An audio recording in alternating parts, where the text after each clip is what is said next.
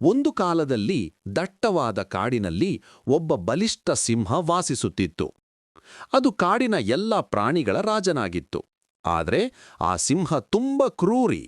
ಅದು ದಿನವೂ ಅನೇಕ ಪ್ರಾಣಿಗಳನ್ನು ಕೊಂದು ತಿನ್ನುತ್ತಿತ್ತು. ಎಲ್ಲ ಪ್ರಾಣಿಗಳು ಭಯದಿಂದ ಕಂಗಾಲಾದವು.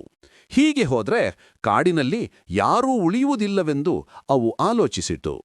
ಹೀಗಾಗಿ ಎಲ್ಲ ಪ್ರಾಣಿಗಳು ಸೇರಿ ಸಿಂಹನ ಬಳಿಗೆ ಹೋದವು. ಪ್ರಾಣಿಗಳು ಸಿಂಹನಿಗೆ ಹೇಳಿದರು, ರಾಜನೇ, ನೀನು ಪ್ರತಿದಿನ ಅಷ್ಟು ಪ್ರಾಣಿಗಳನ್ನು ಕೊಲ್ಲಬೇಡ. ನಾವು ಪ್ರತಿದಿನ ಒಬ್ಬ ಪ್ರಾಣಿಯನ್ನು ಸ್ವಯಂವಾಗಿ ನಿನ್ನ ಊಟಕ್ಕೆ ಕಳುಹಿಸುತ್ತೇವೆ. ಹೀಗೆ ಮಾಡಿದರೆ ನೀನಿಗೂ ಆಹಾರ ಸಿಗುತ್ತದೆ, ನಮಗೂ ಜೀವ ಉಳಿಯುತ್ತದೆ. ಸಿಂಹ ಅದಕ್ಕೆ ಒಪ್ಪಿಕೊಂಡಿತು. ಆ ದಿನದಿಂದ ಪ್ರತಿದಿನ ಒಂದು ಪ್ರಾಣಿ ಸಿಂಹನಿಗೆ ಆಹಾರಕ್ಕೆ ಹೋಗುತ್ತಿತ್ತು. ಒಂದು ದಿನ ಮೊಲದ ಪಾಳಿ ಬಂತು.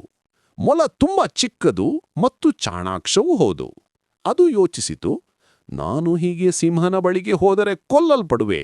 ಆದರೆ ಬುದ್ಧಿ ಬಳಸಿದ್ರೆ ಸಿಂಹನಿಂದ ಎಲ್ಲ ಪ್ರಾಣಿಗಳನ್ನು ರಕ್ಷಿಸಬಹುದು. ಹೀಗಾಗಿ ಮೊಲ ನಿಧಾನವಾಗಿ ಹೋಯಿತು. ಸಿಂಹ ಕೋಪದಿಂದ ಕೂಗಿತು, ಏ ಮೊಲ, ಇಷ್ಟು ತಡವಾಗಿ ಏಕೆ ಬಂದೆ? ಮೊಲ ಹೆದರದೆ ಹೇಳಿತು, ಮಹಾರಾಜನೇ, ನಿನ್ನನ್ನು ಕೊಲ್ಲಲು ಮತ್ತೊಂದು ಸಿಂಹ ಬಂದಿದೆ. ಅದು ಹೇಳಿತು, ನಾನೇ ಕಾಡನ ನಿಜವಾದ ರಾಜ ಅಂತ. ಸಿಂಹ ಕೋಪದಿಂದ ಉರಿದಿತ್ತು, ಯಾರು ನನ್ನನ್ನು ಸವಾಲು ಹಾಕಿದರೆ ತೋರಿಸು ನನಗೆ. ಮೊಲ ಬುದ್ಧಿವಂತವಾಗಿ ಸಿಂಹನನ್ನು ಒಂದು ಆಳವಾದ ಬಾವಿಯ ಬಾಯಿಗೆ ಕರೆದುಕೊಂಡು ಹೋಯಿತು. ಬಾವಿಯಲ್ಲಿ ನೀರು ಸ್ಪಷ್ಟವಾಗಿತ್ತು. ಮೊಲ ಹೇಳಿತು, ಅಲ್ಲಿ ನೋಡಿ, ಆ ಬಾವಿಯಲ್ಲಿ ಅವನೇ ಇದ್ದಾನೆ. ಸಿಂಹ ಬಾವಿಯೊಳಗೆ ನೋಡಿತು. ಅದಕ್ಕೆ ತನ್ನದೇ ಪ್ರತಿಬಿಂಬ ಕಾಣಿಸಿಕೊಂಡಿತು.